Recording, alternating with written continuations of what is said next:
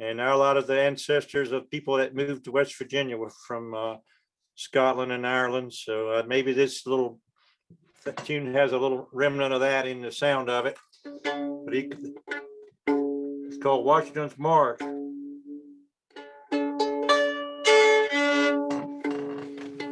Hold on.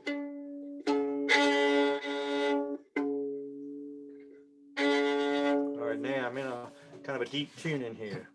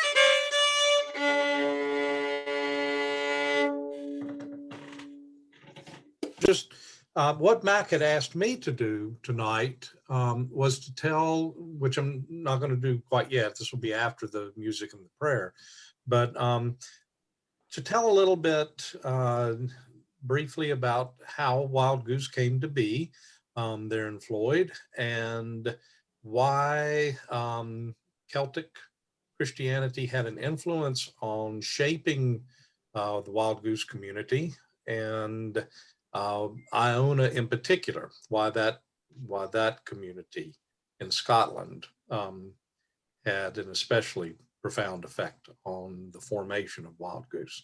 So I was going to do that, and I think Jim, I believe, is going to speak in more general terms around how he has experienced Celtic Christianity and why he's drawn to it. But I was going to focus on Wild Goose and Iona, was what I understood Mac to ask me to do. So that it was the Indian Valley Presbyterian Church before Wild Goose took that building, and that was a great little church. I've shared this with most of you before. That was when I graduated from seminary in 2000. That Indian Valley Presbyterian Church was supposed to be my first call. Everything was set up. We were right on the verge of that happening. I was so happy. I so wanted to serve the little Indian Valley Presbyterian Church, and it fell apart right at the last minute. Oh, no. And did not, I questioned God for a long time, because I was as happy as I could be. And it was yoked with another church at the time, and it was the other church that kind of submarined the whole thing. But I'd always had a heart for Indian Valley and for that church, because it's got such a great history. It was before it was in the building that we're using now. The congregation existed, and it actually met in that little school across the road, and Bob Childers for quite a while took it as his congregation. So it's got that Bob Childers connection. Most of you know that Mac attended the Indian Valley Presbyterian Church for quite a while. So his kids were raised in it. It just great church. And then, in 2012, it had to close. And there were various reasons. One was just that it was getting so small. But as some of you well know, it's a little more complicated than that. But regardless, it ended up closing. And the presbytery had just had a belly full of closing and selling little country churches. And so there was some talk around the presbytery that maybe there was something we could do differently with this building. And about that, I didn't know that, but I had an idea for a different kind of worshiping community about that same time. So the soil was very, very fertile for an idea of an out of the box church for the building that had housed the Indian Valley Presbyterian Church. And the idea was very simple. It was just with the idea that people have a choice between traditional worship or contemporary worship for the most part. And there's just not a lot of third choices. If that style of worship doesn't meet your needs. And I also knew that there were a lot of people who still claimed Christianity as their faith, but had either fallen out with the church or were just not able to find a church that they were comfortable with. Sometimes because they were comfortable with neither traditional nor contemporary worship. So with my love of the music and all of Appalachian culture, it just, and being here in Floyd, it just made so much sense to try something different that celebrated the Appalachian culture. And everything came together. The timing was right. 1001 New Worshiping Community started about that time. And they were looking for rural examples of that. We were the very first one that was a rural 1001 New Worshiping Community. So a lot of things came together, and it was amazing to watch it happen because I had never understood my deep connection with the Indian Valley Presbyterian Church all along, or why it didn't work out that I could have been the minister in 2000 when I was just getting out of seminary. And finally, as Wild Goose came together, I realized that God had different ideas about how I was going to serve that community and be in that church. I remember early on, before we started any of the renovations, I came in and there was a photo album in the back of the church. This was after they had closed, and it was just left in the back of the church. And I looked in there, and there was a newspaper clipping of an ad from the University of Dubuque Theological Seminary with me in the ad.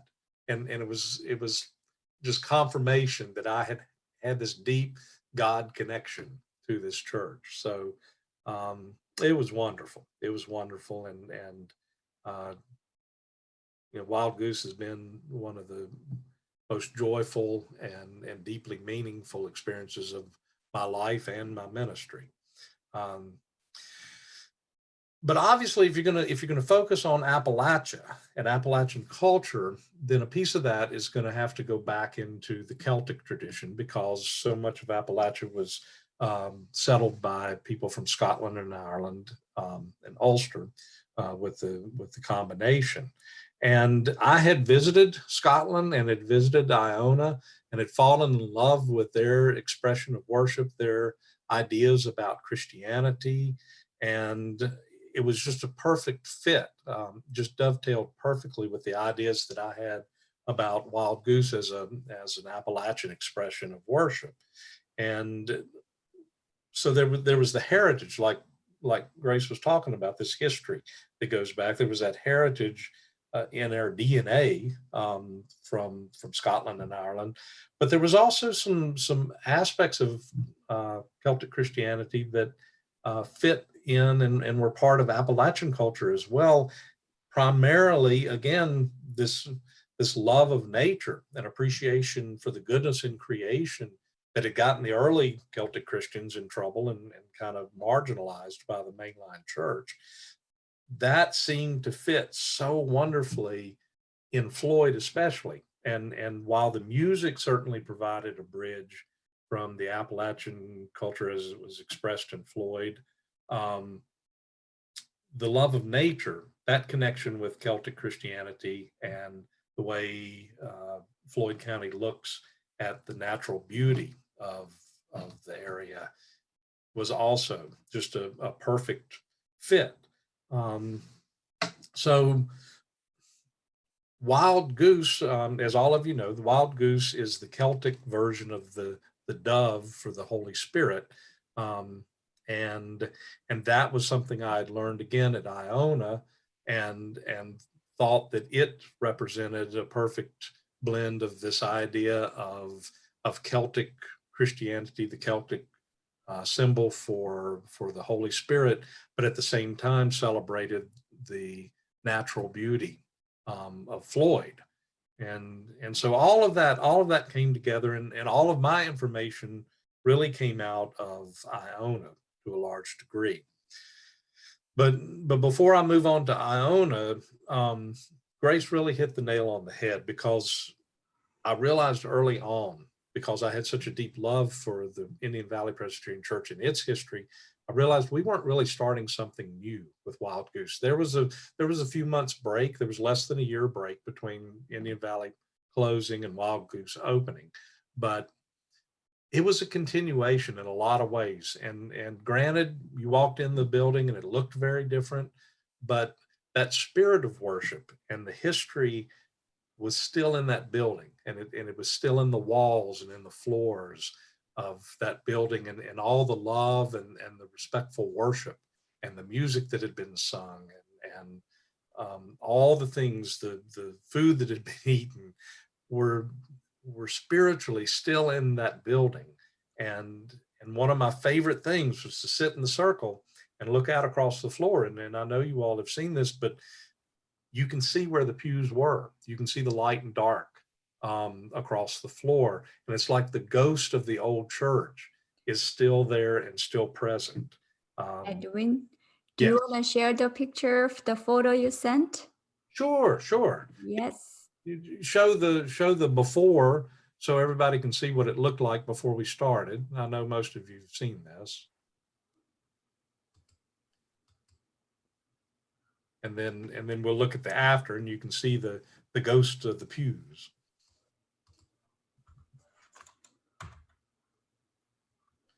So it was a typical pretty little country church.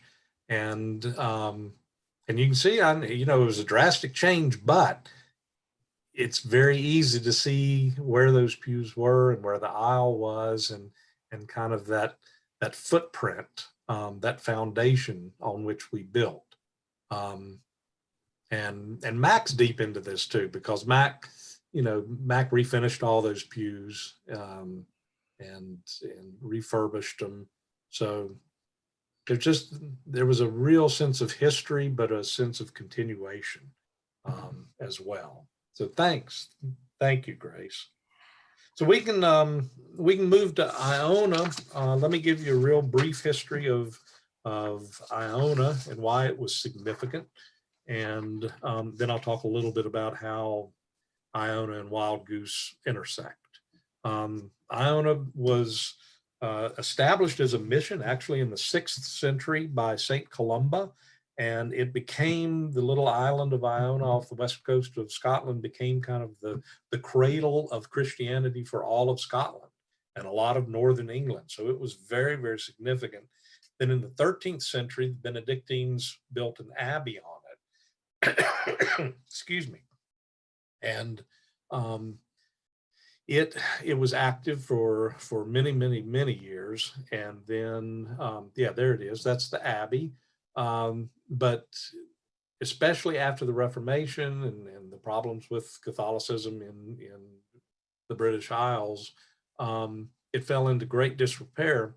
And then in 1938, the Reverend George MacLeod from Glasgow, he was a minister in Glasgow, got the idea to start a community, an ecumenical Christian community on Iona, and have it be a spiritual center. So he and some friends of his and colleagues founded the community and began working on that abbey.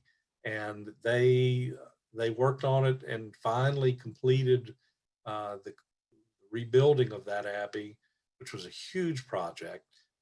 Finally completed it in 1967. So it took them almost 30 years to do it. But there it is today, and it's a very active community. There's thousands of associate members all over the world, and just is a place of pilgrimage for a lot of people, especially folks who are interested in Celtic Christianity, and especially the Scottish version of that. The Wild Goose Festival, our community, all of that comes from Iona, because that they use the wild goose as their primary symbol. Their books and music is published by Wild Goose Publications. So that all came, anytime you hear Wild Goose around Celtic Christianity here in America, I can promise you its roots will go back to Iona. That's where they got the idea for that. But what I loved about the Iona community, what I still love about the Iona community, is that it is still, it's experimental, it's cutting edge, it's on the fringe. And I felt like in many ways, Wild Goose was the same way, especially within the context of the Presbyterian denomination. We're very open and welcoming to people of any faith and of no faith, just as Iona is. There's no barriers to come into Wild Goose or to come into Iona. And both communities, I believe, put a tremendous focus on welcome and hospitality. They also are focused more on liturgy and music and prayer, and interactive worship, shared worship, rather than that kind of performance and audience style. Now, that's the chapel in the Abbey at Iona, and it's set up in a more traditional way in this picture. But there, as you can see, they have chairs that are removable. They're very fluid in how they use that worship space, in the same way that we have tried to do the same thing at Wild Goose.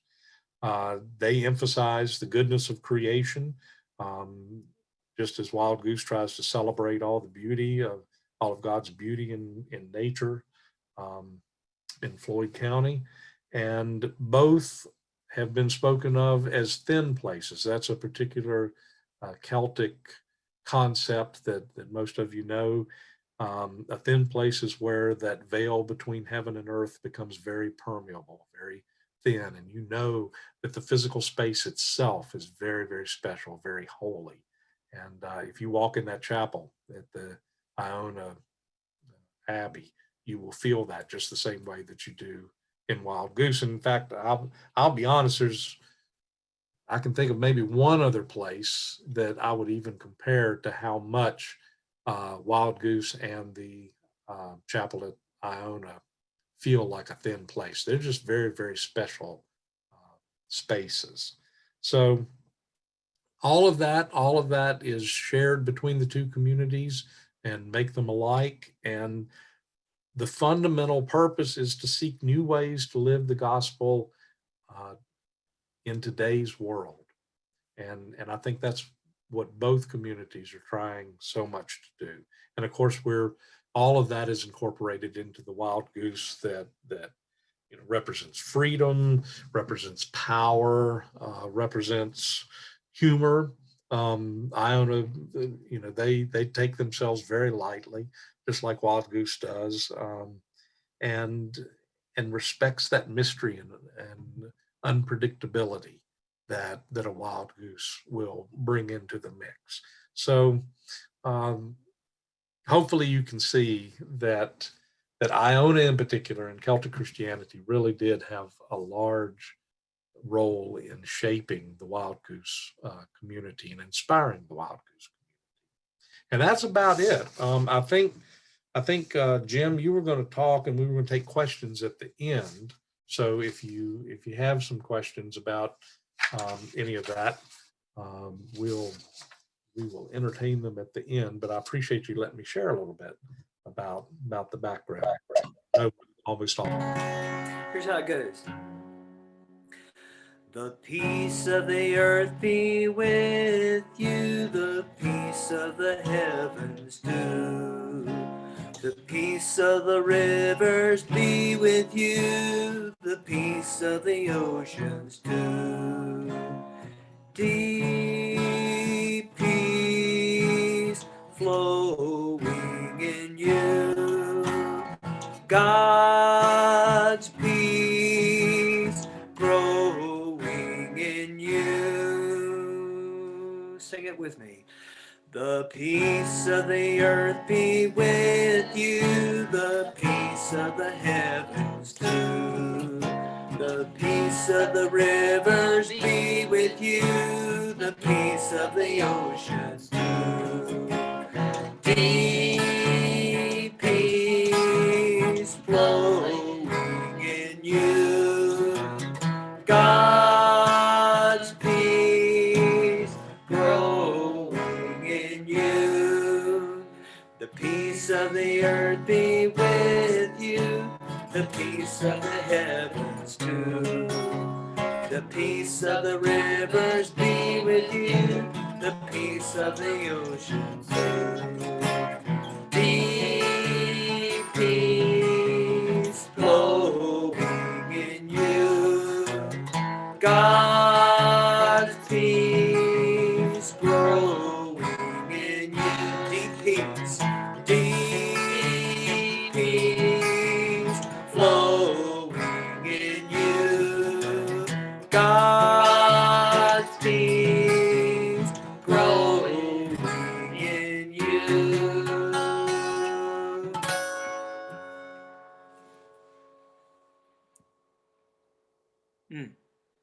Oh boy. I remember we used to sing that when I was in seminary at Princeton Seminary. It was written by John Bell,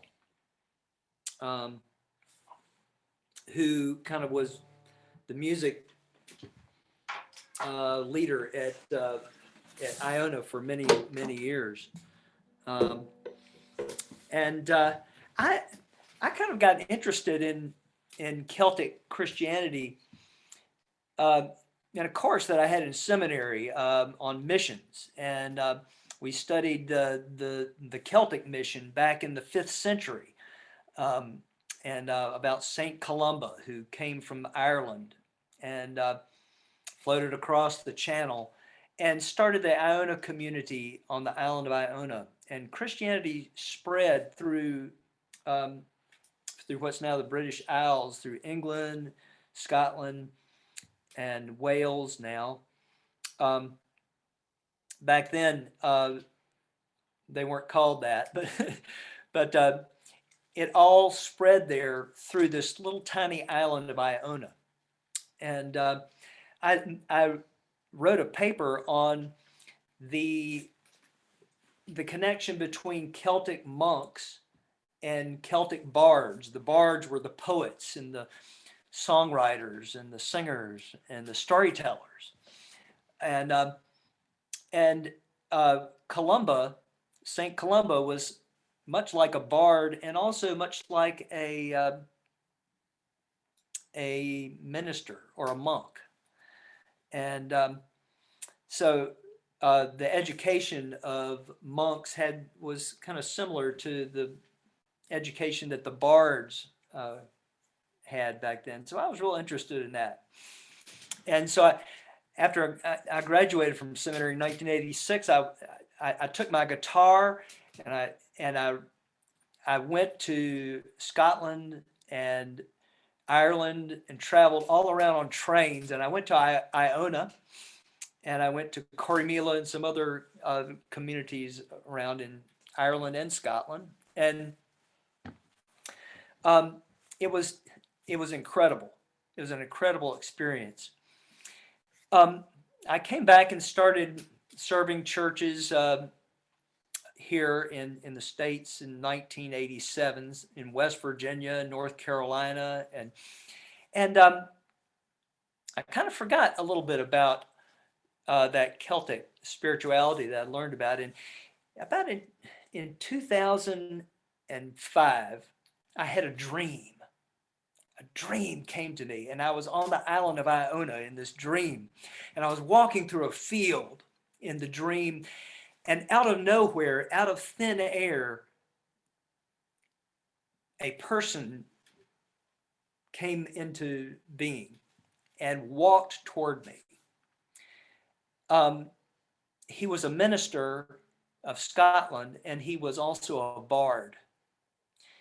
And he told me something in the dream that was beyond words. And he said, we have a tradition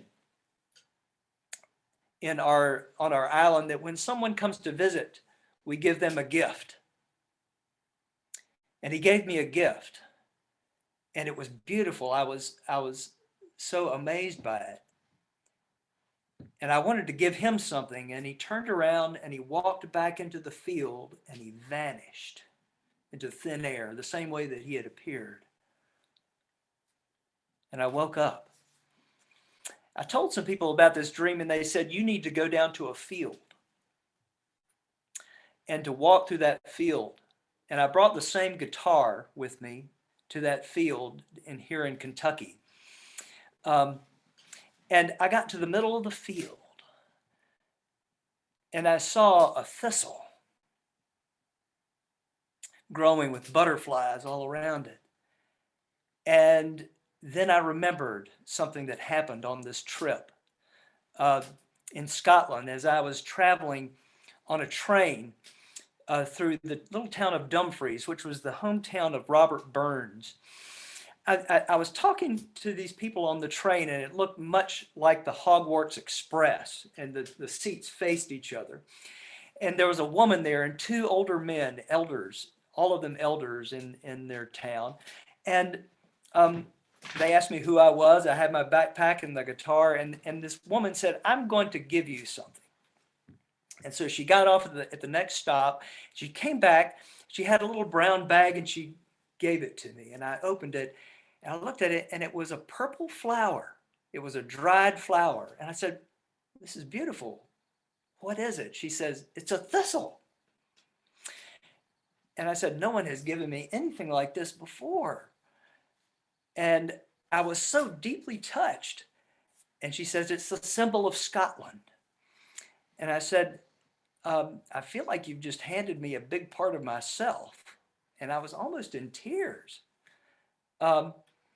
And she said, we have a tradition in our town that when someone comes to visit our town, we give them a gift. And this dream was reminding me of the thistle. It was reminding me to go back to this experience of being given this gift. And I think the gift in that dream was not only that experience, but the whole tradition of Celtic spirituality. And I began to come back to it. I began to explore it more. And I started to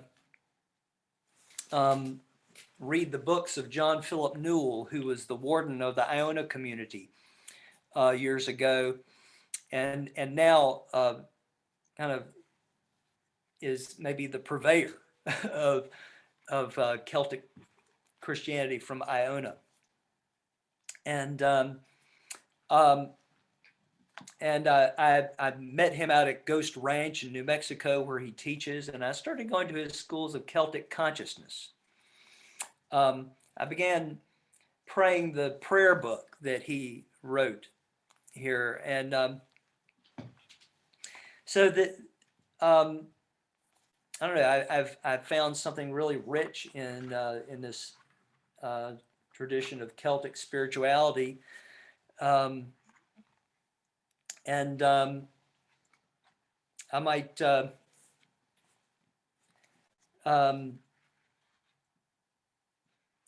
I guess Mac has been making a banjo for me that has kind of Celtic symbols on it, and so we've taken some of the Celtic illuminations, And on the headstock, Mac has made a wild goose. If you can show him the head. Wow, Mac, that's beautiful. So he, out of abalone and pearl, he made this wild. I love that. Oh, wow. I love what you've done with it. Gosh. It's And very, very challenging, but it came out pretty nice. that is really beautiful. Wow. And I've seen it in kind of the rough stages, but this is the first time I've seen it kind of almost in its finished form. Still need to put the banjo tuners on there, but Yeah, got a little bit to do to get it playing. yeah. Let me tell them a minute about the wood in it. This is a dogwood, the light colored wood, and the darker colored wood is a Bolivian rosewood. But the dogwood itself came from the yard of the manse at Dinwiddie Church that Grace serves, one of the rock churches that Guydell and Peggy go to. And we were there having a meeting one day trying to discuss about people that might be candidates to come serve Wild Goose. And someone popped in and said that a girl had run off the road and hit this dogwood tree. And my wheels got turning. I wonder how big it is. Maybe I can make a banjo with it. And sure enough, they let me have the tree. And I knew I had to go with my chainsaw over and cut it down. But you know, dogwood is significant in Christianity because the legend is that the cross was made of dogwood. And it used to be a magnificent tree. And then because it was used in such a cruel way, God wouldn't allow it to ever grow into a big story species anymore. But anyway, I thought that was special about it. And I'm glad Jim, as a minister, gets to have it in that way. But one other fact was that I didn't go cut the tree down till Good Friday of that year. It's been about 4 years ago. So on Good Friday, I said, I better go get this tree cut down. And that'd be something I can add to the story as well. And when you get to see it close, there's a little stripe of purple running underneath the fingerboard, the dark wood, between the dark wood and the light wood. And that's significant of the purple robe, if you will, that goes through. Anyway, go back to telling them about the inlays, Jim. Oh, wow. Yeah. Well, so we took some of these, just that, and I love what you've done with that. So one thing that the Celtic monks did is that they drew illuminations in that they would make copies of the Gospels and the Scriptures, and they would put designs, beautiful designs in this. And so at one monastery on the island of Lindisfarne in northeast England, Northumbria, it was founded in the 7th century, kind of like 685 AD by Saint Aidan. And at Lindisfarne, there was a monk there who was a beautiful artist. And he made these designs, and this one is the diamond with a cross in the middle of it. I refer to this as the Immortal Diamond, and that's a phrase taken from Gerard Manley Hopkins, a poet in kind of the 1800s. He was English, but his poetry really touched the Irish people. He lived in Dublin. He was a Jesuit priest, and his poetry is beautiful. His poetry really speaks of nature and of God's presence in nature. And in one of his poems, he refers to the immortal diamond, and that in all of us, in this poem, he says that the image of God is like a diamond that is within us, and it is immortal. That's the part of us that does not die, that survives the transition of death, and so I kind of took this thing of the diamond, and I wonder if we could go to the next thing. It kind of shows the context of the diamond. Yeah. So this thing of the diamond occurs in in this whole page, and that this is a whole page that of an illumination that illustrates the translation of the Gospels. And so here is that diamond image, and along with the diamond is a picture of a goose over here on the other page right here. That there's a bird. There are birds in the margin of this. And I think the next picture will show a close-up of this. Could this be the wild goose? And show another close-up. There's another one that follows. Okay, well that's anyway, these birds go all along the edge of this, and it's interesting that the wild goose is not mentioned in Celtic literature.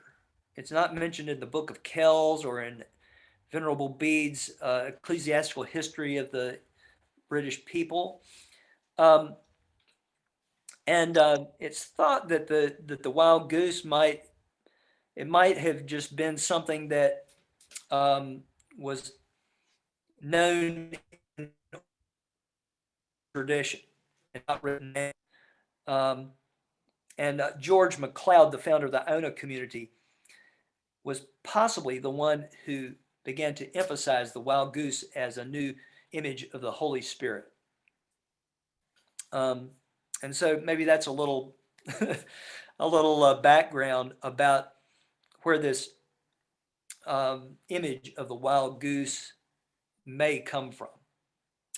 There's nothing here that says that that's a goose, but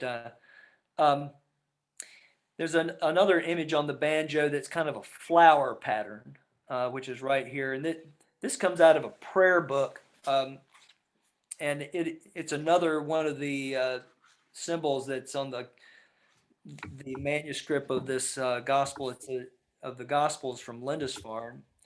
Go to the next image, and it'll show you the context of this. This little floral flower pattern occurs right in the center of this whole design. These Celtic illuminations are very elaborate and intricate. So here's the floral pattern. So we put this on the banjo as well. And maybe, could we go to the banjo? Go back to the banjo. And so Mac has kind of taken this design and made abalone and pearl inlays for this, and putting the circle around it, I think, did something for it that made it just right. And then here we have the Immortal Diamond. Bring that diamond down to the center of the camera there. That one's made out of abalone and pearl, a pearl cross in the middle, right? So a fairy stone.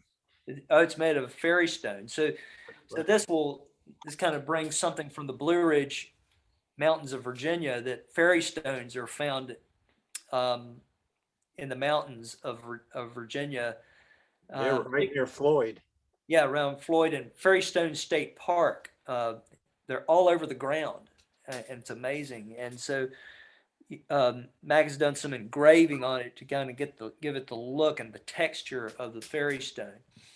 So here's something of a Celtic design combined with a fairy stone from the Blue Ridge of Virginia.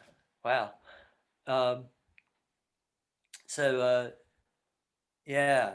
Thanks, Mac, for just bringing. Tell them about any of these. Well, I don't know, the acorn is, maybe I'll go into that later. There is the Celtic knot there, and more diamonds. Yeah, and yeah, 2 diamonds on the 12th fret, and the wood there is incredible.